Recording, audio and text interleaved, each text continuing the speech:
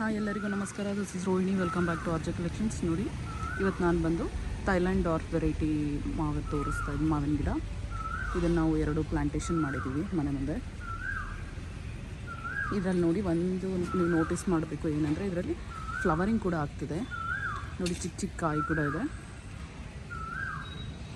ಹಾಗೆ ದೊಡ್ಡ ಸೈಜು ಇರ್ತಕ್ಕಂಥ ಮಾವಿನಕಾಯಿ ಕೂಡ ಇದೆ ನೋಡಿ. ಸೊ ಫ್ಲವರಿಂಗು ಇದೆ, ಈ ಕಡೆ ಫ್ರೂಟಿಂಗ್ ಕೂಡ ಆಗಿದೆ.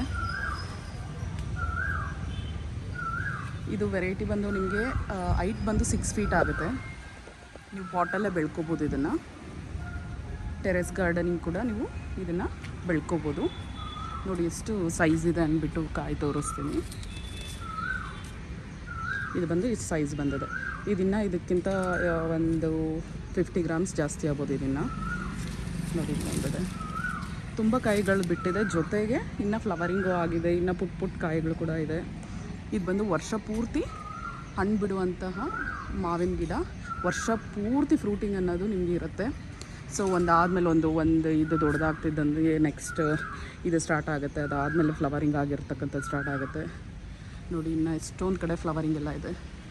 ಸೊ ಈ ವೆರೈಟಿ ತುಂಬಾ ಚೆನ್ನಾಗಿದೆ ಆ್ಯಂಡ್ ತಿನ್ನೋದಕ್ಕೂ ಕೂಡ ಚೆನ್ನಾಗಿದೆ ಇದು. ಸೊ ಯಾರಾದರೂ ಬೇಕು ಅಂದರೆ ಗಿಡಗಳು ತೇಜ ನರ್ಸರಿ ಆ್ಯಂಡ್ ಆರ್ಗ್ಯಾನಿಕ್ ಫಾರ್ಮ್ಸಲ್ಲಿ ಅವೈಲೇಬಲ್ ಇದೆ. ಖಂಡಿತ ವಿಸಿಟ್ ಮಾಡಿ ತೊಗೊಳ್ಳಿ. ನಂದಿ ಹಿಲ್ಸ್ ರೋಡಲ್ಲಿ ಬರುತ್ತೆ ನರ್ಸರಿ ಬಂದು. Thank you so much. Bye.